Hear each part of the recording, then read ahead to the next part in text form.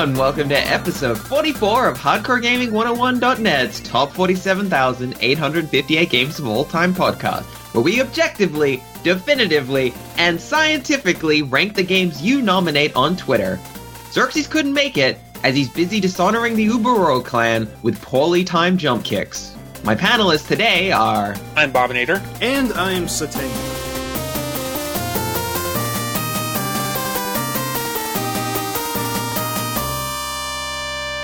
On this podcast, we have 3 rules. Rule number 1, all rankings are final, official, and scientifically accurate. Rule number 2, you can nominate one game via a 5-star review on iTunes or Stitcher. We've stopped accepting nominations via Twitter for the foreseeable future. Rule number 3, you can nominate games that have already been nominated, but don't nominate games with already ranked. You can see the master list for yourself. Check out bit.ly/47kgames. Our next game is Dungeon Master, published, developed by FTL Games. It was released for the Atari ST as the lead platform, and then pretty much anything that would run video games. Its earliest release date in territory was December 15, 1987 in North America. Gotta make that Christmas release. Really get in there, hopefully parents will buy it for their kids as last-minute gifts. It's basically 1988. It's close enough. It was nominated by @Jacko Javinen. So, Dungeon Master, probably up there as one of the most generic names for a video game ever. Also, you don't even play as the master of the dungeon. This isn't a dungeon keeper situation. This is more of a dungeon explorer situation, which, incidentally, is the name of a game. But this is Dungeon Master, but your goal is to master the dungeon by beating it, I guess. Yeah, I think that the title of the game is kind of false advertising. I was expecting a simulator where you get to play as, like, a 13-year-old nerd sitting at a table, and you get to command your own D&D game and be the dungeon master and make up the rules as you go along. And, like, the objective would be to cheat to win, like, tell everybody, you need to roll a 25 in order to win. Oh, so basically be like that one episode of Dexter's Laboratory. Yes, that's exactly what I was thinking of. Dexter's such a jerk in that. That is bit advanced for a 1987-88 game. Yeah. There's a game that's like that, some Dungeons and Dragons type indie game. I can't remember the name of it exactly, but where it was a D&D campaign rather than an actual game. This is the original-ish first-person dungeon crawler that, and by original-ish, I mean this is the one, almost a template game that kind of threw out the really clunky games before it and reinvigorated the whole genre and blew everyone away when it came out. Yeah, this wasn't the first of its type, but it was definitely the codifier. I would say, like, if we're talking, like, the features introduced, definitely the first of type, it probably very much was inspired by games like, say, Wizardry, but it has a very different style of play that's very unique. What wasn't Akalabeth, like the free Ultima, also in 3D? Well, it was, but I don't think it was real-time, at least not to the extent that this game is. Well, Dungeon Master is real-time in the sense that enemies move as you move. And if you stand still, enemies keep moving, which is a kind of an interesting step. This isn't real-time 3D in the way that Ultima Underground is real-time 3D, in that it's actually, kind of 3D. Hey, remind me, was Obitus in real-time also? I don't remember. Similar in gameplay, I guess you could technically say. Well, I like Dungeon Master more than Obitus, so yeah. Let's move on. So, you mind if I summarize the game real quick? Go ahead. It's about? There is a story, I don't remember it because it's the manual, and it's 20 pages long. It's... Oh, boy. I don't remember being very exceptional for your standard fantasy RPG game in the 80s, but... It's basically, it exists to explain why you're in a dungeon dicking around. That is the plot. So basically, what you do is you go into this dungeon, you gather 4 party members, there are a whole bunch, there's like a werewolf, there's like a lizard person, I always appreciate that. There's some kind of Wookiee, I guess. You got a lot of choices that may all have like their own different abilities and such. You can also recruit humans if you want. Oh, screw that. Come on, why'd you do that when you have all these awesome beast men? It's interesting and worth mentioning that it's a very cool interface for recruiting party members. You don't just hit a roll party button. Instead, you actually walk around a miniature dungeon floor and interact with their portraits on the walls. And it says, like, well, this is Beastman Wolfface. And you're like, cool, that sounds good to me. I'll add them to my party. And you get to add... It's 3 extra characters, correct? Just to be sure, you've got yourself. You have to play as the person that you are. You don't make a fresh party of 4, I don't think. Or am I confusing? Because there's several versions of this game, and some of them handle it a little differently. In the Atari ST version, you pick 4. There are other versions of this game where you have a character that you always have with you, and you pick 3. But this version, it is 4. In the original game, it is 4. Once you actually have all 4 party members, the dungeon itself goes on for, I want to say, like 13 or 14 different floors.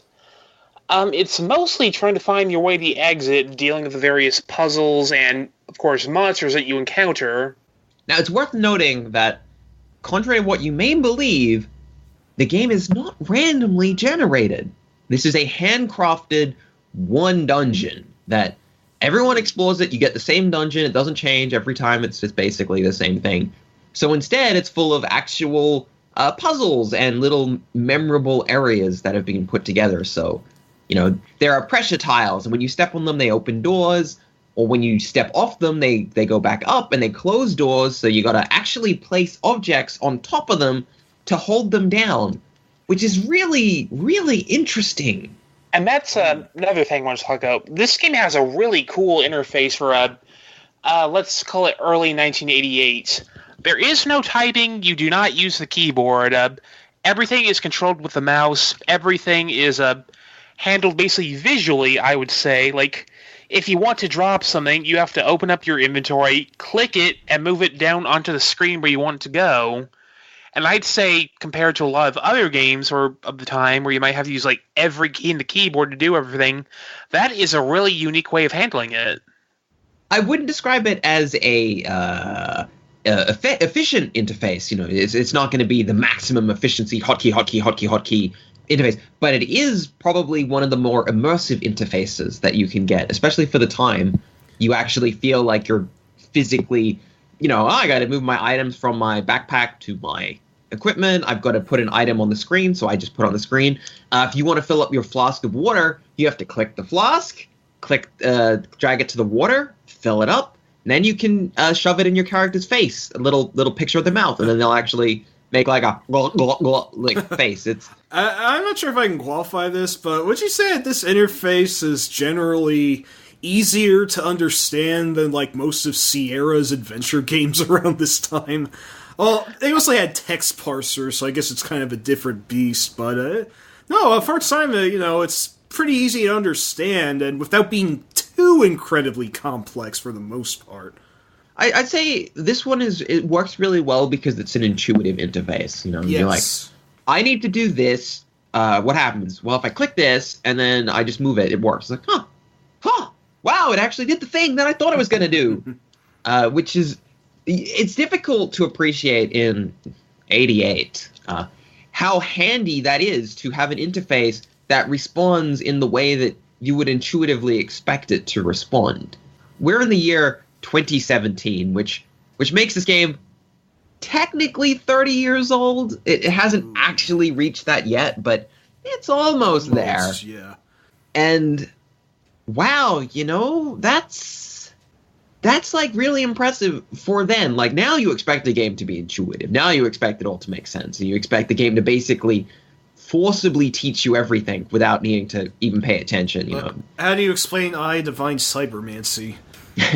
Okay, that game's neither here nor there. But I did want to say, though, that probably the most complex it gets is that you have to keep your characters well-nourished, or they'll plot because they have their own food and water meters. That is something I think they could have handled better. Yeah. I understand the reasoning. They don't want you to stay in one place and heal up and be able to grind forever.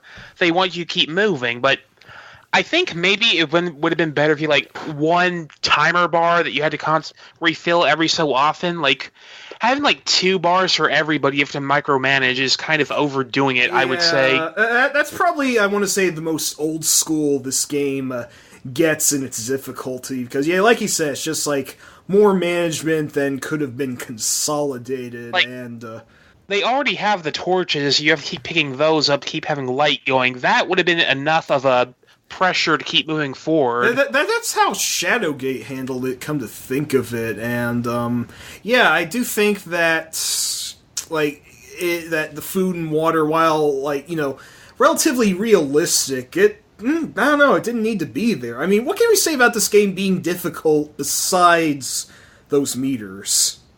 It can get very difficult because this is a game that has all of those nice elemental things. Some enemies will be stronger or weaker against certain weapons or magics and things. So you can get enemies, and I believe the mummies in this game are infamous for this, where they're weak to, I think, fire magic, and they pretty much are invulnerable to a lot of other things. So if you don't know the fire magic, or you don't really have the ability to use it, we can talk about the magic sort of in a second, but then they'll just kick your ass, and you just be like, what?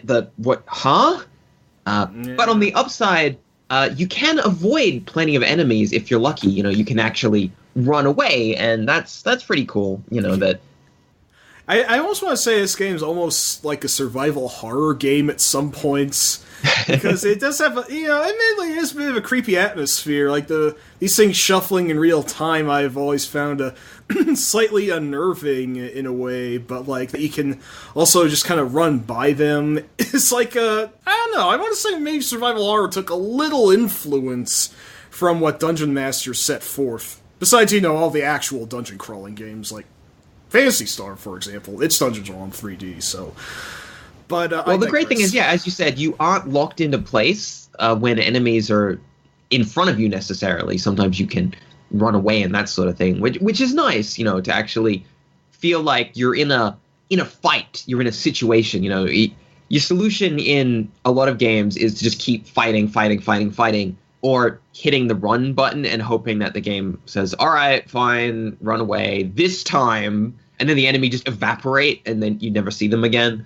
Whereas in this game, you run away, they're still there waiting for you, and they'll even be following you like, come back here, because I'm going to kick your ass. I'm not sure if enemies respawn or not. I think there are certain enemies or areas that enemies respawn in, but otherwise, yes, I believe that enemies stay dead. Combat is kind of neat, too. It's kind of got like you have to keep your party's position in mind, because you've got guys in the back, and they can't hit people with melee weapons, but you can use things like bows or daggers and throw things at people. But there's a neat thing where, like, you have different kinds of attacks people can do with their melee weapons, and some do more damage, but they take longer to basically cool down before you can use them again. Plus, the main way you avoid damage is by having better armor. You actually have like dodge out of the way from attacks before enemies can connect their attacks with you. Right, you can step back. So if an enemy is particularly slow, you just go, all right, bye, and then they miss, and you're like, okay, time to hit you. Yeah, it's cool stuff. Yeah, it's nice that they really felt like, it feels like they thought about the real-time element. It's not a gimmick. It is actually a functional part of the gameplay. Yeah, I mean, I imagine it's hard to keep running behind them and striking them in the back, but if you have the space to do that and you have the reflexes for it, then, you can play this as like a really, really distant predecessor to, I don't know, something like Kingsfield or whatever. Well, which is probably one of the many inspirations that this game had. I mean, like, when I was checking the game out, I felt like I had played Dungeon Master before in the past, but at the same time, I was wondering if it was just another game that I might have played, like Might and Magic is one of the ones I'm thinking of. I don't know. I think Eye of the Beholder was a very popular take on this game. That is something else we should probably bring up real quick. This has been a hugely influential game, and there are so many other games that have borrowed its ideas and tried different things with them. Cal mentioned Eye of the Beholder, and that's this game with D&D elements. A lot of D&D elements, exactly, almost enough that you might actually need an actual rule book to really enjoy it. one of this game's strengths is that you don't need to know stuff like the D&D rulebook. So, I mean, you've also got Lands of Lore if you want somewhat better graphics, and the vocal talents of Patrick Stewart. Make it so. Always a bonus. I feel it was a bit wasted in Lords of Shadow, but we're not talking about that game right now. Continue. But really, I'd say the biggest thing here is here's the thing. There are so many games that needed this game to exist. Like, you look at Ultima Underworld, that's basically a single character, vastly upgraded version of this game if you really look at it. And if you don't have Ultima Underworld, you don't get Elder Scrolls. That's a pretty big deal. Yeah, or System Shock. Right. Same engine, though. And if you don't have System Shock, you don't have Deus Ex, and you don't have Deus Ex, you don't have a lot of things. So that's true.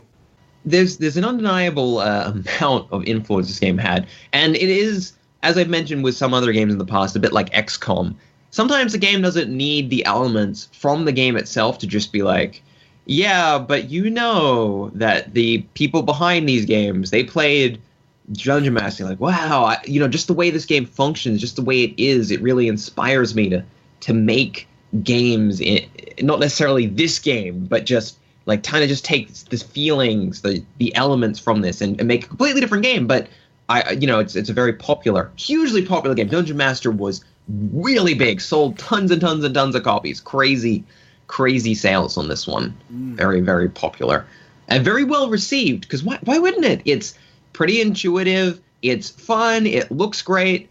I'd say the music, not really that much. The sound effects are spooky in places, and that's cool.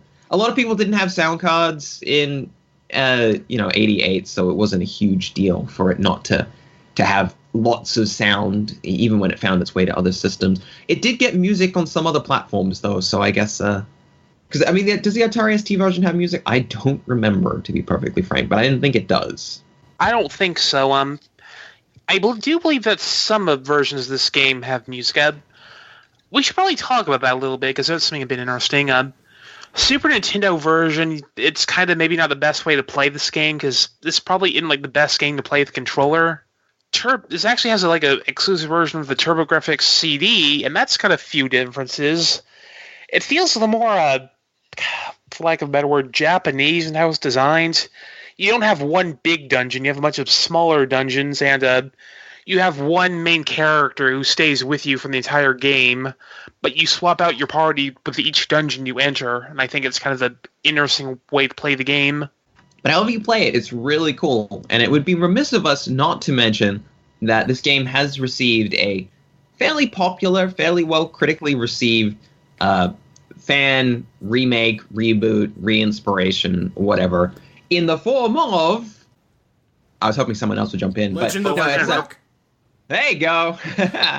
Yeah, so Legend of Grimrock is basically this game, right? Like, I didn't play too much of it, but as far as I understand, it's basically this game, and it even has options in that game to make that game more like Dungeon Master. I think it has stepped control, step movements, and enemies locked into step movement as well. I think it has some elements like that. So this game's, still popular. People still like it. I got sidetracked ages ago, and I wanted to talk a little bit about the magic system, because it's clever, but it's also kind of a pain in the ass. Bob, Can you explain the magic system, please? Sure. If you don't have a manual for this game, this is probably going to... Actually, no, not even the manual is very clear on this. Here's the thing. There are these... you have several different spells you can use. Some are wizard-based and some are priest-based. They have different effects. The thing is, though, that you have to make them out of different symbols. They're basically syllables. And you have to take notes or have something that tells you what syllables made to which spells, or nothing is going to happen. There is one spell that's basically translate to "Ya bro." I love that. And I believe that makes a poison resistance potion, if I recall correctly. Don't look at me. Maybe the purpose of Ya Bro was originally to be able to drink lots of alcohol without puking, and then they're like, yeah, bro, have some more! But, Ultima Underground took a very similar magic system, so it's clear that this game, it had very, very far reaches. But it is a great game. It aged very well, surprisingly. There are some other things, like I've seen Bolt playing, and then a character got cursed or poisoned, and he was just like, I don't know what's going on. Why am I dying? Yeah, help, and then he dead. That's another thing. There are a lot of things in this game that it's kind of a plus that this game doesn't bury you in stats, but in other ways it's kind of not as helpful because, like, you find like a lot of different weapons and armor, but it doesn't tell you if it's ever any better or worse than what you already have, so you never know what you really need to keep or should probably just get rid of. And I feel that's a bit annoying. It's also kind of interesting because this game has a completely opposite mentality to, loot-based games. I'll say Diablo 3 or whatever because it's a new one that the kids play, but I think that Path of Exile, I think, is another one that's quite good about it. This game doesn't have that much loot. You find an item in this game. You find a new sword or armor, and you're like, whoa, I found something. Wow, cool. Is it? And you'll actually spend a few seconds looking at it, weighing it up against what you have, because it's kind of an event in this game to find a new item because they're not as common as your modern games. It makes the loot actually meaningful, even if it's not always better. It's like, wow, cool, a new thing. Unlike a lot of modern games where it's just like, have some crab. I don't want that. Have some more crab. I don't want that. And I think it's refreshing to have a game which makes individual items meaningful, even though it is a dungeon crawler, and you expect those to have throwaway bits. Going forward, before we rank, does anyone have any little extra bits to say about Dungeon Master? The game is certainly a bit antiquated, but it is also incredibly influential, and doesn't actually fail in holding up today. I mean, the thing with the water is a bit of a pain, the thing with the being unable to tell what everything is, and some of the tight corridors where I couldn't really strategically dance around monsters felt restricting, but this game really did codify a lot, as we said. I mean, I don't know if we'd even have stuff like Wolfenstein 3D of the sort if Dungeon Master didn't sort of, say, this is how a 3D game should look, go from here.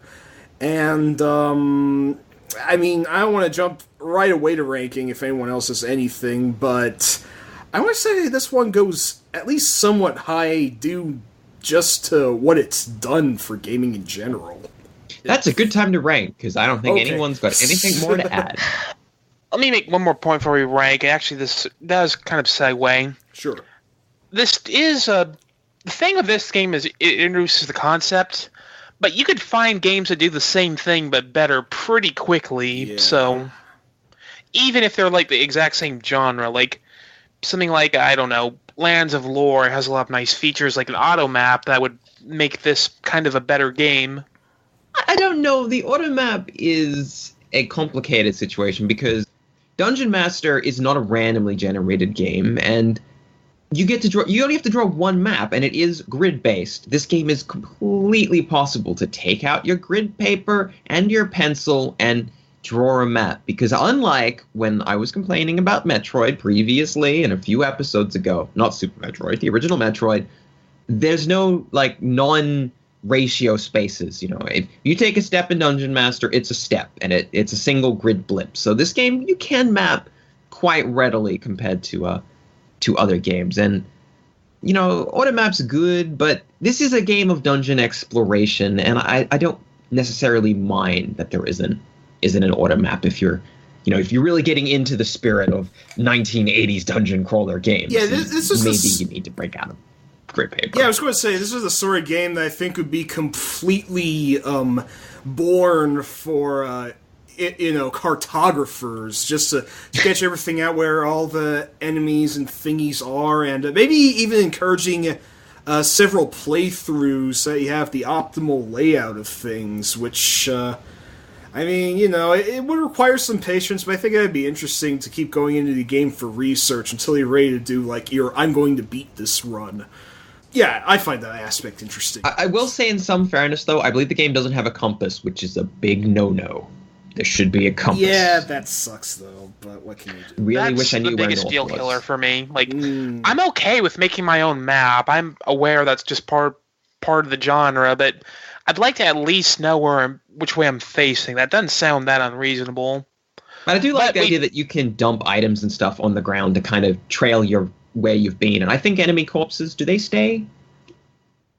I don't think so. I think they disappear after they die. So it's just items. Okay, let's really get to ranking this now. We've talked about this for a little while now. I think so. I think that it deserves to be noted for all it does, but we need to recognize that there are games that do better. Do we have to? Every game that we put up on the list is like, well, yeah, but, whatever. Sometimes we put games on the list that have been bettered in most ways, but, I mean, look at our number one at the moment. Super Mario 64 is probably not the best platformer ever, but it really codified the genre in a lot of ways, in a lot of very important ways. And the Dungeon Master genre is smaller, but I think it's really set the scene for a lot of first-person dungeon crawler type games, but also first-person games in general borrowed heavily from Dungeon Master and its influences. Heck, you can find Dungeon Master in a lot of modern survival games that are so... maybe it's a little passé, maybe they're not as popular on Steam as they used to be, but boy, they were popular a year ago. Just survival, the jungle game. My God, there were like 1,000 of them. I didn't have a rank in mind. I was just talking shit about Mario 64. It's something I like to do. Hey, come on. I'm just drawing a blank on where to place this, so you guys, you toss me a suggestion this time. Okay. Let's really make it difficult for ourselves. We have at number 29, we have Deus Ex, the famous PC game RPG cyberpunk. I keep thinking cybernetic, but that's what the guy is, not what the genre is. This is like, how do we smash these two together? Does Dungeon Master come out on top, or does Deus Ex come out on top? Because Deus Ex is the distant child of Dungeon Master in many ways. I'm willing to let Dungeon Master go like just one space above Deus Ex, just one. Just one. Just because I don't think you would have Deus Ex as we know it now without this game. Maybe we would have had it some way, but it would have been different at the very least. I'm really dead on this faking, so I'm really just willing to agree with whatever. I would say maybe I was going to place it a few places lower, ideally, because while the game is incredibly influential, it does also have that sort of catch that, like, what it's done, others have done better, so... The tough thing for me is that Dungeon Master's direct clones, I think, are almost universally worse. Not all of them, but they looked at Dungeon Master and said, you know what Dungeon Master needs to be? It needs to be more complicated and more difficult to understand. And that's a good point. I think it's very impressive that in 1988, you don't get 87. I'm not letting you have this, guys. You cheating here. In 1988, there's a game that was so forward-thinking about that. It's like, our game can be intuitive. I guess we can do that. And the fact that you still had something like... It took, like, more than a decade, I think, for almost all other games to catch up and think, we could be intuitive. Especially in the genre. Like, I get platform games are relatively intuitive, but that's because, you just run, you jump. Easy.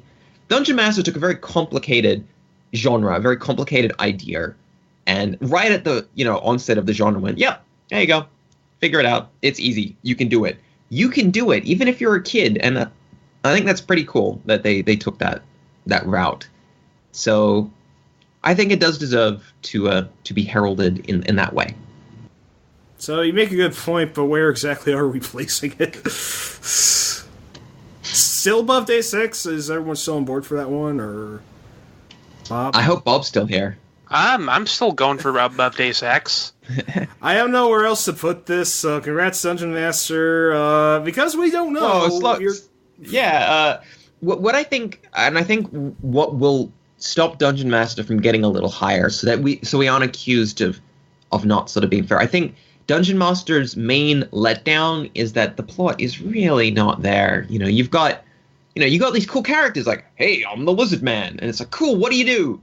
Nothing, because to be fair, there's like very few RPGs of that time on computers, I'd say, had like a really detailed plot. That's the thing that bothers me though about a lot of them is, some of them tried, they had like extended material, but there's no towns in this game really. There's no, you don't get to talk to anyone and develop a world or a story. It's very much dungeon. The dungeon is the game. But even your party members, even if they could just say something occasionally like, boy, I don't like the look of this dungeon, right? Like, the game is evoking a sense of life and place, but it's a very lonely game. Even though you have a party of 4 people together, it still feels quite lonely. But are you saying that it should be higher? Only one space above Deus Ex. That's pretty much where I'm solidified. So yeah, there's nothing else to be said. We're gonna put this one above Deus Ex. It deserves it. It really does. Like I said, this game needed to exist for so many other games to exist as they do now.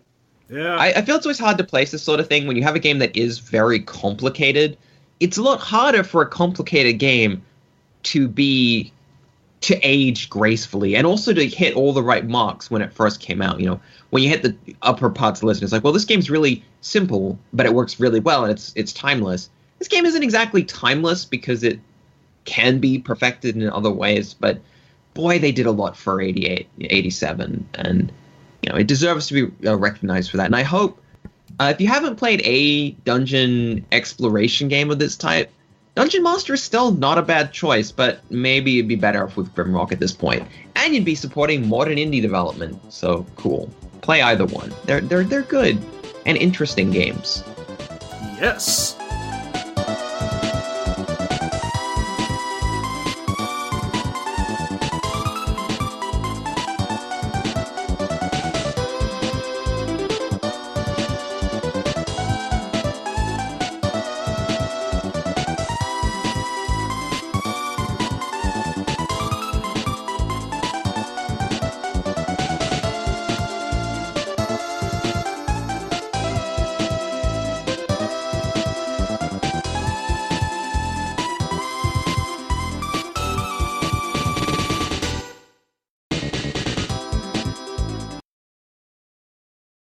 Alright, our next game is Shinobi 3, Return of the Ninja Master.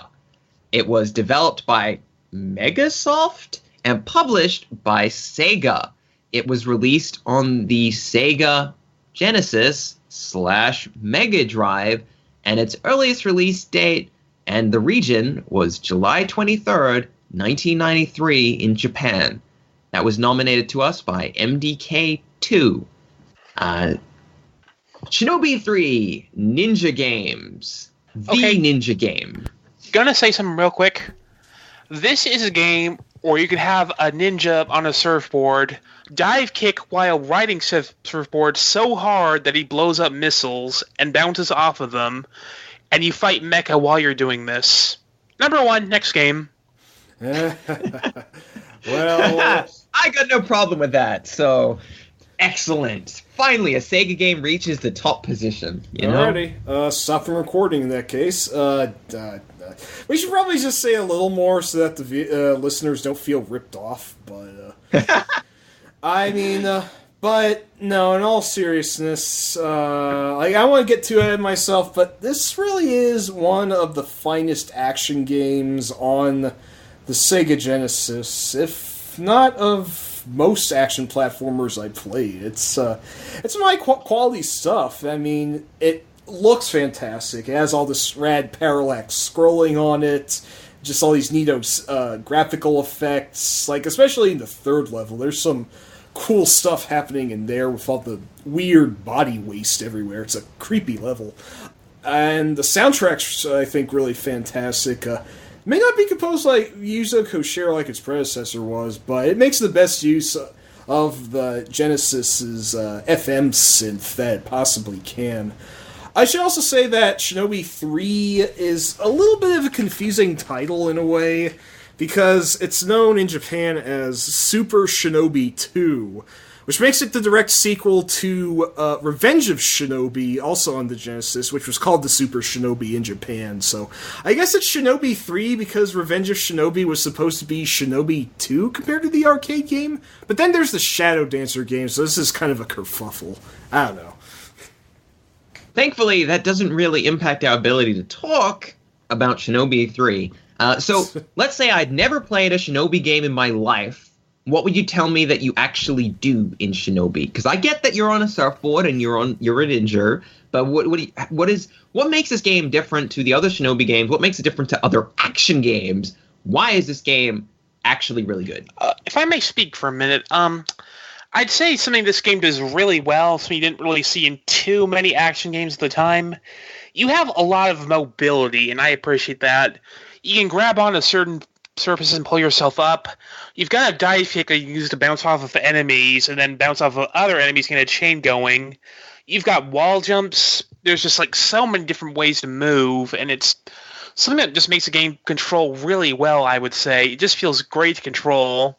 What I think is interesting is also that you're not punished for using these abilities. It's more than just a double jump, and all of your abilities. If you get hit, you get hit. You don't go blah, blah, blah, blah, blah, and lose your ability to throw shurikens or lose your sword or something. You have all of your abilities right from the start, and full health, no health, whatever. You are always maximum level ninja, it's really cool that you just kind of have that power, and I think it's an interesting step from. You do have power-ups here and there. I think you do have your full screen abilities, which I think you can collect more of occasionally. And I think you can get different shuriken or kunai types, which boost your ranged attacks damage a little bit. But for the most part, you are kind of at your normal level, which I think is really cool. And that this game has large-ish sprites on screen. They're quite large, quite well animated. But due to the way it sort of plays, I don't think it feels difficult. Like that you've used too much screen real estate on the character graphics, because it still feels fully playable. I'd say it's pretty well balanced in terms of difficulty too. It's health power-ups are pretty common. There's not too many places where it ever feels unfair. Maybe points where you're supposed to isn't quite clear, but it's not too much of an issue once you know what to do. Yeah, what I really like about this game is that, and it's kind of notable with quite a few Sega games, especially post-90s or Sega published games, is that they were very clearly, okay, this is a home console game. You've already bought the game. We have your money. We don't care. You can actually finish this game, and we don't need to break your legs in the attempt. And I think that's really nice, that you actually feel empowered in this game. You're a ninja, you feel like a ninja, and you can actually beat the game. And I think that's really cool compared to not just games on Sega and not just games on Nintendo, just games in general. This one actually you feel strong and you can complete the game, but it still has some challenge to it, and there are bits that are difficult. Yeah, definitely. Although you do only get, I think, like 2 or 3 continues to beat the game, which does feel a little restrictive, but at the same time, I think you can also set it down to easy, and you're not, denied, the last levels of the game because you picked the easy difficulty. So, there's always things to get around it, and, it's not a... Well, I don't know exactly how long the game clocks out in the end, but, as an action game is, you can definitely beat it in under an hour if you're good enough at it. Yeah, it's so not a super long game. Yeah, it doesn't feel like it overstays its welcome, though. But I don't mind that, though. That means that all of it is good. There's very few parts of this game I would say are not enjoyable to play through. It's short, but all of it is worth playing. Yeah, it doesn't have any filler to it. It really feels economically designed and full of boss fights, which I always appreciate in a game like this. There's always a mid-boss every level, and the big boss, which is that giant flesh monster at the end of 3 is just so awesomely demented looking. That's one of something the best bosses visually on the Mega Drive. No just kidding. Wow. Really gruesome looking. You wouldn't be seeing that in like early era SNES where they were censoring everything. So Genesis does terrifying skeleton meat man. Pretty good stuff. Not to mention the robot gods, the Mecha Godzilla at the end of stage 5. Yeah, I like that. They got a little bit cheeky with getting their own copyright. Like, you've got gargoyles and guys in one stage that I bet has to be a reference to not Batman. Yeah. Plus, of course, Mecha Godzilla. That's not even subtle. I think it's Lizardzilla, actually. You could have. Well, they got into some bad business with comic companies, which are probably the most litigious entities on the face of the earth, if I had to say. Well, Sega had different properties at various times. Sometimes they would have, they'd have Batman or whatever, or they'd have Alien, and then they'd be like, well, let's just put references to it in other games. And these companies would be like, hey, hold on, what are you doing? It's like, we're just putting this in other games. It's cool. I do like that. I do miss it a little bit. There's slightly more subtle references. You don't feel like the gargoyle is Batman. You don't like, you put Batman in your game. No, it's just like, oh, okay, I get it. You're just evoking a sort of similar sense. And I think there's a Predator-ish statues in one of the levels in the background. And it's just nice stuff that kind of visually sets it as, okay, yeah, this is an early 90s game. You've got all these kind of subtle call-outs and fun references that don't, the Shinobi character, is this guy's name is Joe? Yeah, Joe. He's one of the... Joe Musashi, yes. Yes, he's Joe. Ninja Gaiden is Ryu, or whatever, they've all got these bland names because they're ninjas and they're ninja people. He doesn't ever like sort of stand up and say, haha, you got set up the bomb, even though I think that would have been predating Zero. No, maybe I don't know what year Zero Ring was, but it was older than this game. Yeah. Would it also be unfair to say that Joe is kind of a better ninja than Ryu? Because Ryu ends up just like completely blindsided by everything that happens to him, if you notice. Well, you never plummet off a cliff and get murdered by a bird in this one. So no, I would say that Joe is probably... I mean, I do like Ninja Gaiden better than the people who ranked it on our board. You like Ninja Gaiden more than me? You're a butt. I'm better than Ninja Gaiden. Hey, come on, man. Let's not make this personal. We'll save the discussion for later. But no, Joe is just a straight-up badass. He runs, slashes, he dives kicks, he just blocks everything. He can hold the fire button to block with his... just like putting two kunai together, and he's got a fair range of abilities there. I do question, though, the white and red color palette. That's not very stealthy for a ninja. He's a true hero ninja. He doesn't use the element of surprise. He uses the element of kicking your ass. Yeah, he's more like a ninja from like the... what would you say? The Godfrey Ho school of yeah, he is ninja a Godfrey movies. Ho super ninja character. Yeah, exactly like that. But which is great. Oh no, the ninja's here. I'm here and I'm gonna beat your ass. Ninja! Exactly. It's like, I mean, I think Shinobi might have been born, actually, the original game, from that bizarre American obsession with ninjas being, like, super powerful, like, god lords of combat, when, of course, in reality, ninjas were just, like, Japanese spies, and they didn't even always wear the black outfits all the time, but... Well, plenty of the enemies you fight in this game are ninjas, and you kick their ass, because you are the king ninja of ninjas. You're so ninja, you get on a horse, and the horse becomes a ninja. That's just how Ninja Joe is. You can dive kick on the horse. That's true. This game... I give you... hours. When I say that, I mean you don't. The horse itself dive kicks people. Horse dive kicks. It's fantastic. I like the idea that there was Rio, and then he saw Joe in Shinobi 3 and was like, "Oh my god, this guy's kicking my ass!" And then he hit the gym for like a decade straight, and then he comes out as Ninja Gaiden. It's like, yeah, I'm ready, Joe. You and me, let's go. And then Joe stopped being in games. Well, I guess he was a secret character in the PS2 one, if you want to get technical, but... Yeah, Joe. I think Joe was a victim of the fact that he's just a ninja. Like, at the end of the day, he's he barely is a character. It's like he's a ninja. He wears white and has red boots. That's it. That's all he is. Yeah, there may not be much to Joe, but I do like his design and I do like his game a lot. I mean, there's just I really also like this game's direct predecessor, Revenge of Shinobi, but if you only had to play one, Shinobi 3 really is a better version of Revenge. I would say Shinobi 3 is the best of the series, probably. I would say this too, to be honest.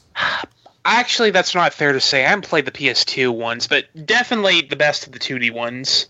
Yeah, certainly the best of the 90s games by and far. And I did like Shinobi on the PS2, but I'd even say this is better than that. It's just I really can't think of too many faults to give to this one. Maybe except that the final level's kind of BS, the whole, we forgot to put it on the floor, so enjoy jumping on these really narrow poles that sink into the void instead. But it's the final level, so, I guess it would only make sense they ramp it up the difficulty like that. If you hadn't mastered your jumps by then, I guess they're going to really put you to the grill on that. So, let's start ranking. I don't want this game to leave the top 20. What do you guys think? I love Sega games. I think that this game is more than a lot of other games. Firstly, it's aged fantastically. There's not a single element in this game that blindsides you like, oh, that's crap and old. No, it's just you could release this game right now, whatever, and people are just like, wow, what a great retro throwback game. This is so good. They added some modern touches with the way you control and stuff, but it's otherwise pretty great. And it's like, no, it has always been really damn solid and a great action game on the console that had a shed load of great action games. I think we've sold a lot of action games on the Mega Drive short. We've put Alien Soldier, not quite in the top 20. I think we may have placed it in the top 20 at the start, but it got pushed down a little bit. Poor Alien Soldier. I'm just going to pass the buck to Xerxes in that one. I love Alien Soldier personally. No, I mean, games are going to leave the top 20, and I think the thing with Shinobi 3 is it's a lot more approachable. It's just such... it may not be the hottest game ever, but that works for it. I think if we're going to put it somewhere, I'm looking around Donkey Kong, because we recently ranked Donkey Kong, and it's fresh in my mind. This game is an encapsulation of a lot of great things, and I love that it's a very vertical action game. And it's an action game that isn't... Okay, if you think like Contra, you think Metal Slug, you think these games... and even a lot of modern ones, they're kind of single screen in the sense they just kind of move left to right, and the game will go up and down, but you're always kind of on a track. This one's interesting in that there's a little bit of platforming. Sometimes you go left, and then you jump up around, you go right. There's a lot of verticality, and the stages actually have some space to wander and feel like you're moving around, which is a unique flavor that I think was lost a little bit in action games to an extent. No, I definitely agree on that. I mean, while I do like, I guess, more treasure-like games are almost more akin to boss rushes, I also appreciate a game that balances its combat with platforming and makes it feel like, you gotta be as agile as you have to be cunning. I mean, in the later levels, Shinobi 3 does ask quite a bit out of you, but it does have just a really... It gives you more than adequate time. Yeah. It gives you, by the time you get that far, you're probably, if not ready, you'll be there once you die and replay the game once. You'll get there. And definitely. I think it's really just it's a solid, really fun experience from beginning to end, and there's no real bitch slapping in it. There's no, oh, this boss, he just instantly kills you. It's like, huh? No, nothing that malicious, definitely. It's very cool. What do you guys think about Donkey Kong? I'm okay with that. I know you complain behind the scenes that we haven't really had any argument wars this episode, but... You want to get in a fight? No, Shinobi 3's too good. I'm definitely not going to do that over this game. I'm totally all up on making it that high. It's fantastic. Sega, congratulations. This is the reason why Joe Musashi is my favorite character in Sonic and Sega All-Stars Racing Transformed. He's a really damn good character in that, too. I can't believe he showed up in it, too. It's just like... Yeah, no kidding. Oh, he's back. Joe's back. So that's... They used They also used like the best song for Shinobi 3 as his theme too, which I appreciate. It's a great stage in that game too, thinking about it. Lovely stage, really fun. So that would be position 15 between Chrono Trigger and Donkey Kong 94, the Game Boy game. Just in case anyone's only tuned in for this episode, that is not the original Donkey Kong. That is the very impressive Game Boy game. But Shinobi 3 is a no-brainer. You should play it if you haven't. It is absolutely one of the pinnacle action games that it is just so good, and I have no complaints about it. The biggest complaint I think you could have about the game is that it didn't wash everything and it influenced a billion games. You know, it didn't influence as much as Doom or Mario 64, or I'm just throwing out like Super Metroid, games on the very, very top of our list. But it is such a fantastic game, and it's slightly overlooked, I think, as time has progressed. So definitely check it out because it's fantastic.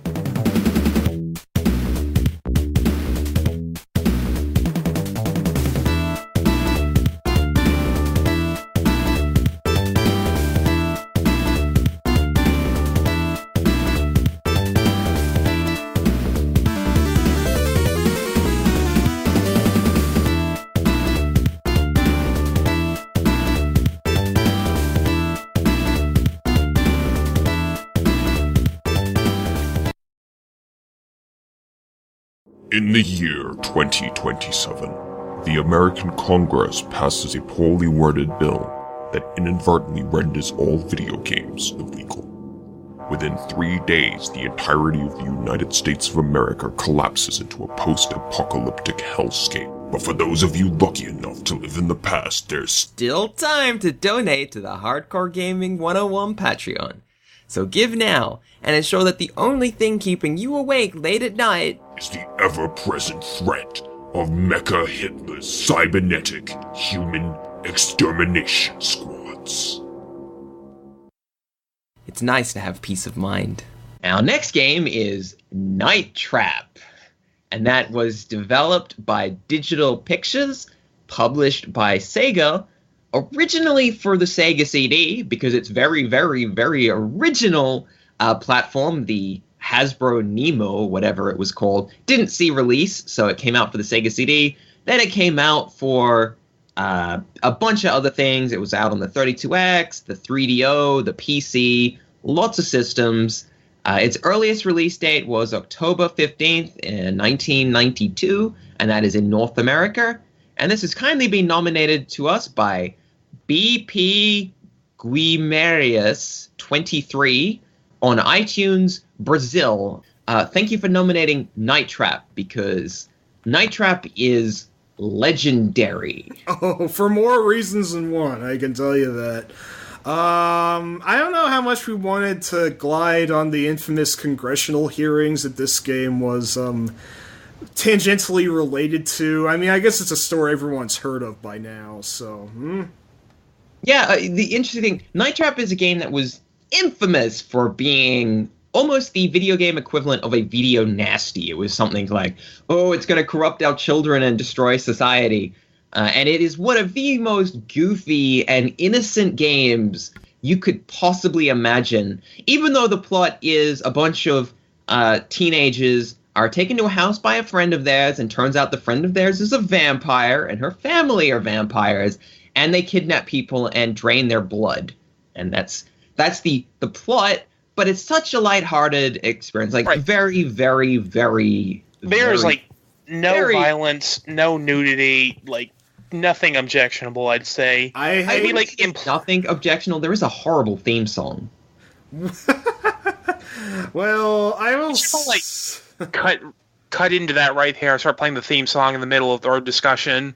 Definitely get that theme song. Night Trap!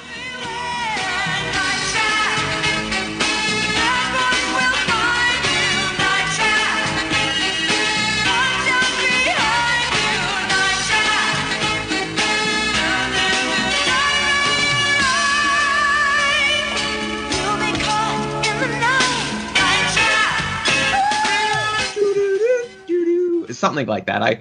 I'm sorry, it's not quite burned into my memory. It's a ripoff of Love Shack, if this is what you're saying. I have no idea what it's supposed to be, but it is not a good song. And oh, jeez. But yeah, so you are a member of the Sega Control Attack Team. I think that's the thing. Oh my god! Would you like to know what the acronym is? Hey, they're ripping that off from that one Natsume game on the NES. I forget what the acronym for that was, but yeah, you can tell up front, like, this game is not serious in the least. It's just basically a playable B-movie in a way. Yeah, and I think that's by far its most charming aspect is the game was originally filmed, the footage was filmed in the 80s and it was released in the early 90s, so there is a great deal of actually, like, it's a very late release for an 80s B movie that accidentally came out in 92, which is fun and very interesting. If you're wondering if you're playing it on a non-Sega platform, it is the Special Control Attack Team or whatever. The acronym is always SCAT, and they always call themselves SCAT, and it's really funny. But so it shows how this game plays. Basically, you are in charge of a bunch of different cameras and monitors. You're placed in charge by SCAT, and you rig into you connect to the family security system in a really fridge creepy kind of way, in that they've actually set up an elaborate security system which has cameras in all of their rooms, including the bedrooms and bathroom, and that was one of the reasons I think the congressional hearing kind of seemed like a good idea, is that if you read it on paper, you're basically spying on people in their house through their affairs, and you can go into all of their rooms. But actually nothing untoward really happens, Wait. Yes. This game is totally the godfather of Five Nights at Freddy's. You think Scott Cawthon actually got some inspiration from this? It's possible. It's a very interesting take on an FMV game, and I'll explain a little bit about that maybe a little later. But yeah, so you have these cameras, and the catch is not only are there cameras, but there are traps. So the game takes place at night, and you operate traps. What a great name, Really, really captures the sense of the game. Yeah. Right. Give right a pat to the back. point. So, yeah.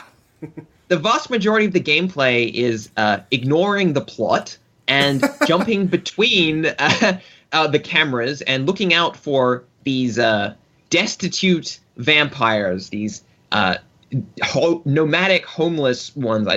They're called augurs, and for some reason, this family's house is absolutely infested with literally over 100 augurs, I think, in the game. There's so many of these motherfuckers. and they look less like vampires and more like they're like they're all dressed up for an S&M party or whatever. They just have these they're all in black. They wouldn't be out of place in a goth club, basically. Yeah, they even have completely black masks or whatever that you can't see. Okay, so the reason they do that is because they reuse the same footage about, well, I said 100 monsters, but I think there might be more, there may be a little less. But yeah, so these guys will enter the room that you are looking, and you'll see them, and they'll be like, they'll sneak around the room, and then you'll have a little bar down the bottom, and it'll go up and down, and it'll say trap, and the idea is that's supposed to act as a kind of hot and cold system, and when that trap meter reaches full, you press a button on your controller, and then it will activate a trap, and a slapstick hilarity ensues, and a bed will flip up, and it'll push them into the dresser, and then the dresser will collapse, and they'll fall into the prison or the inferno or whatever. There's not specifically tells you what happens. It's just a bunch of steam flies up and it goes, and then they disappear, and you count them as trapped. And there's lots of these. Sometimes glass cabinets fall. Sometimes the walls twist. Sometimes the ground opens up.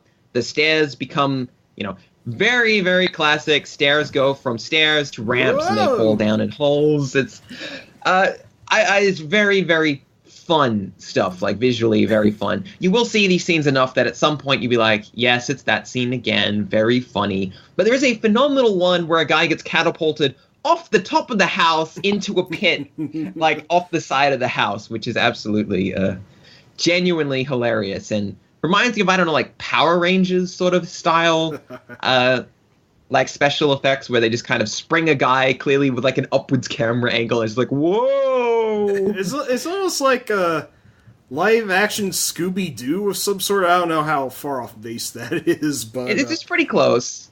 So what happens is that the main impetus for you is that if you don't trap enough of them, you will eventually be told by your scat commander. He'd be like, this situation's getting out of control. I guess you're not good enough. And then he'll just unplug the game, essentially. Two other things I feel like I should point out. Yeah. One, and here's the killer. You can, in most versions of this game, I'm not sure if they changed this in later versions, you can only see one camera at a time. So you constantly have to be flipping through every single room, looking for anything that might be happening, and it does not give you any time to watch anything interesting that might be going on. It's one of the bigger criticisms, I think. Like, you might be... There are times you're going to have, like, the family members hanging around, having conversation, singing into a hairbrush, taking a shower. You don't get to see that, because you have to keep paying attention to all these empty rooms that something might eventually happen in. They're in the shower and I can't look because I gotta trap these stupid organs. I can't believe this. This is bullcrap. But yeah, there's some cool stuff that happens. Sometimes what an enemy, the Augurs, will move between screens, so they'll appear on, say, the upstairs corridor, but you won't be able to trap them. And then they'll walk their way to, say, the stairwell, and then you'll be able to trap them on the stairwell. So you actually have to change cameras to keep an eye on them to get them when they can be trapped. Now, one of the chief gimmicks is, of course, all these cameras are rolling in real time, and I do mean real time. There's not really any way to pause the game and look through all the cameras. You actually have to look, and every time you look, it takes a few seconds to change camera. Originally, the Nemo, the original system that this was going to be developed for, was a very strange VHS video hybrid system that was actually able to play multiple video tracks at once, and the idea was that with Night Trap, it would just seamlessly change between video. And the later releases of Night Trap get the transition time to pretty much instant, so you don't lose very much. But the Sega CD, you lose a little bit because the Sega CD is not the greatest CD thing ever made, but it works. So the idea is, I think it's supposed to be replayable. I think that's the complementary to that, is that you play this game and you're not supposed to beat it the first time, because I think it's only like 25-30 minutes long, in terms of strict length. Yeah, it's definitely one of those practice makes perfect sort of deals where if you did know what to do on the offset, the game would feel like a bit of a ripoff. So in a way, they kind of want you to get your money's worth. Not like an adventure game where you like slowly learn and write down where the vampire thingies show up and what you have to do in order to apprehend them, and that's only something you can do through multiple playthroughs until you're ready to piece it all together in one fell swoop. And it is, and the more as you switch cameras, you start to actually remember. You're like, okay, at 3 minutes there'll be the Augurs here, so I just go to them, I'll trap them, and then you go back to the story, and you're like, yeah, there'll be more Augurs in 20 seconds. I can watch this part of the story. And sometimes they'll have multiple story tracks running at the same time, so you can't physically watch both. You actually have to watch one or switch between them rapidly. And it's actually really cool, I think, personally, to have this basically a story that's being told in real time from multiple perspectives that you actually get to see, which is uncommon for movies and uncommon for games. It's a very cool idea, I think, even if the game doesn't always feel like it's working all the way there. It's pretty cool. And to catch you out, and this is a real gotcha in this game. Every so often, and it never changes in terms of the time when it happens, but every so often the characters will change the code for the security. So there's about 5 or 6 color codes. So you've got a button that changes what color code you're using. So actually, real quick, this gives you a funny story, which kind of complained about the game too. A very long time ago, back during our old GCNX days, I live streamed this game for the Sega CD video where I played a bunch of those most notable Sega CD games. I don't know if I was doing well, but they were about to change the code, and Snarbu said something at that point, and I could not hear they changed the code too, and, it does not tell you again. If you miss it, that's it. Too bad. Now, in the game's defense, you aren't supposed to be having a bunch of assholes shouting in your ear when you're playing the game. So, is kind of a bit, but you are supposed to be paying attention. And it's kind of cool because they recorded the different recordings. So they'll be like, oh, we should change the code to red. So, the different codes is randomized. So you do actually have to pay attention to that and get the correct code each time because it will change, which, you're talking pre-recorded footage here. And they tried really hard to actually, in some way, make it work, which I think is really, you got to give them props for putting effort where they could, because the CD speed of the Sega CD is not fast enough to stream video instantaneously. So I think it does some tricks with the way that the video is laid out on the discs so that it can actually play back things quickly. And I think it might actually be, that's why it can't reshuffle the sequences. They have to always be kind of the same order, which is, it's okay. And there's another little thing it does, which is there are moments where you have to trap enemies or you will lose because they'll kidnap one of the main characters. So cool stuff. Sometimes you're not supposed to trap characters. Again, they try, and I think it's kind of, for an FMV game, trying to actually be a little different, I think is a very, very noble goal, especially when they didn't necessarily have to be, especially when they originally filmed the footage. Having said that, where do we put Night Trap? I'd say it's maybe somewhat more of a game than Sewer Shark at the very least. Yeah, I'm not going to question that. It does actually require a bit more thought in what exactly you have to do, and I don't know. I almost want to say this was possibly the best FMV game on the SCD, which, I still don't know how highly it should be ranked as a result of that, on top of the King Turd, as they say, but, in premise, I don't think this game is actually that bad. I mean, it's heavily flawed in how it actually works, and it can get kind of repetitive to keep notes of where all the various augers pop up and whatnot. But this is one I can say they definitely tried, and the results do come off as amusing, if nothing else. So, with that, it's a fun little interactive movie that tries a little bit more than being a multiple choice sort of thing, which I think it's a noble goal. There aren't many games like Night Trap. There's Night Trap, and there's its pseudo-sequel Double Switch, and that's pretty much it for the genre.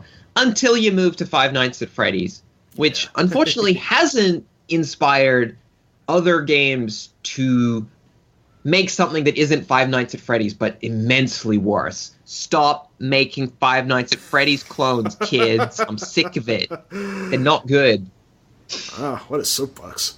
Well, if there was any place to say that, this would definitely be the place. No one's nominated FNAF, but if you do, I actually don't mind that game, so I would rank it reasonably well. But having said that, look, I'm gonna highball Night Trap a little bit, because it's no secret, maybe I really like this game. I'm actually gonna highball it right here. Here we go, above Master of Magic. That's it's about number 81 on our list. I know that seems high, but it depends where you go with what is a game, what is a movie. Can a game that is basically a movie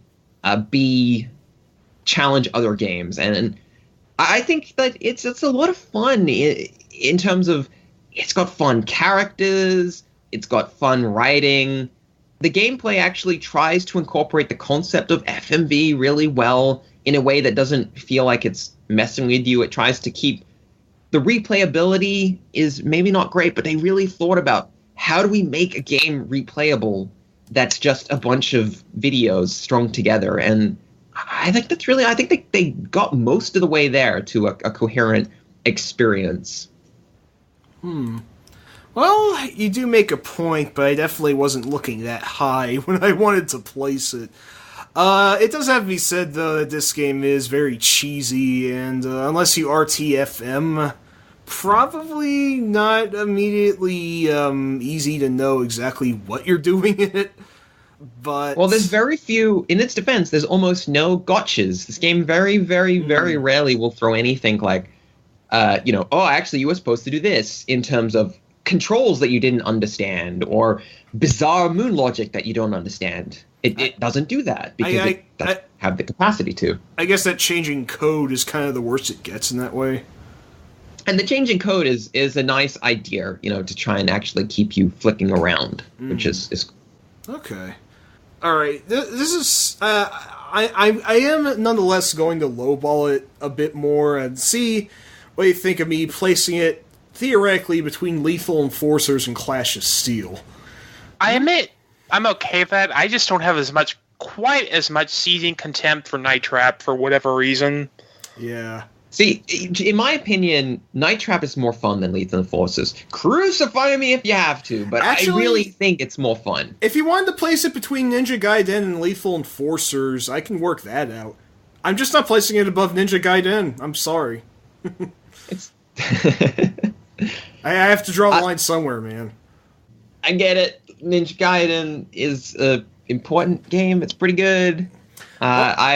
I've already said I like Night Trap more, and that's mostly me. And I get that. I'm the kind of person that has a hard drive full of crappy movies from the 70s and 80s. So Night Trap is a very special game to me because it has all those elements that I look for, and it's a very fun experience. It's not, it's not the best game, but I feel it's almost a mandatory game to play because it's just so. It's an interesting game, and it's not going to take much of your time to try it. Bob, what do you think? That's all right with me, honestly. All right. If I can't move Bob, it's going to have to go below Ninja Gaiden because there's. I'm okay with this. Go for it. Okay, between Ninja Gaiden and Lethal Enforcers, which I still think is higher than it would rate on other lists. So, other lists suck, and that's why our list is the objective top games, 57,858 games of all time, because it is that's our mission correct. Yeah. And this is where Night Trap is apparently going. As I said, this game is so worth playing. Even if you hate it, you'll be like, well, at least I never played a game like this before. True. Unless you played Five Nights at Freddy's, in which case, yeah. well, what can I say? Five Nights at Freddy's is an alternate take on the idea, but Night Trap's really cool. If you like Night Trap, there is Double Switch. That game is quite good as well. It mixes things up a tiny bit, so it's quite good. And it's got the I think now. Is it now the deceased Corey? I can't remember if this Corey's still alive or if he Corey Haim died recently. Yeah, maybe. We should probably say R.I.P. Dana Plato, Kimberly from Different Strokes, who is actually one of the characters in Night Trap. She died all the way back in 1999, apparently. Damn. But Night Trap is that's what can we say? It's It is an interesting game, and I like it, but you don't have to like it. You really don't, but it's fun. It's a different kind of fun. I'd say even if it's not your type of game, it is definitely worth a check, because absolutely nothing was like this at the time. And I would say it is probably the least sucky of anything fully FMV based. I mean, it's either this or Make My Music Crisscross or whatever. And you got the Marky Mark one as well, I think. Oh, God. Oh, one more thing before we close out. If you really, really want to see this game, but you just can't get yourself to play it, there are several attempts on YouTube to try and turn this into a movie. So just Google Night Trap the movie and keep an eye out for one of those. Mm-hmm. And if you open your heart to FMV games, you could check out Her Story, which is another good FMV game and recent. Yeah, I've heard about that one. I haven't gotten around to it yet, but it actually does look pretty interesting. Yeah, so I like games that take FMV, and I sorry to keep rambling on about Night Trap, but you sure this period of 1992 and FMV games on the Sega CD, people legitimately thought that this was where games were going. People were like, "Whoa, games are going to be like this," and Night Trap is maybe guilty of causing some of this, where people poured so much money into FMV games that it was a terrible idea. Multimedia! But at least Night Trap's good. Well, it was a good attempt. I mean, we did get the Tex Murphy reinvention out of it, so, it wasn't completely all for naught. It was just kind of a noble failure, if anything.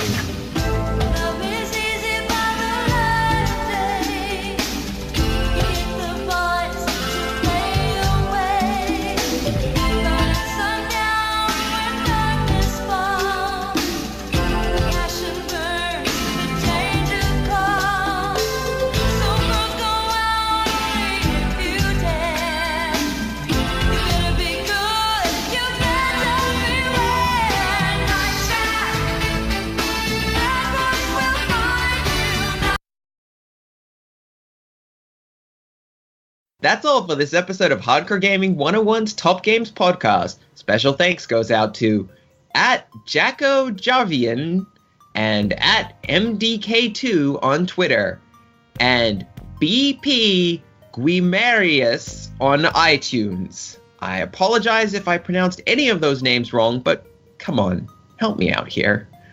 Thank you for nominating those games, and thanks to those of you who we didn't get to yet, we will be getting to you soon. Thanks as well to my lovely co-hosts and compatriots, our editor Jeff Rude, our theme song composer Muteki, our technical assistant and video editor Bobinator, and of course, the support and feedback of listeners like you. You can support this podcast by making a small monthly donation at patreon.com/HG101, by subscribing to the Hardcore Gaming 101 YouTube channel, and by following @GC9X and @HG_101 on Twitter. But most importantly, help us claw our way into podcasting firmament by getting on iTunes, subscribing to HG101, and giving us a 5-star review. Do it, or we'll never find out who's left all this freaking cheese all over the dungeon. Until next week, keep keeping it real.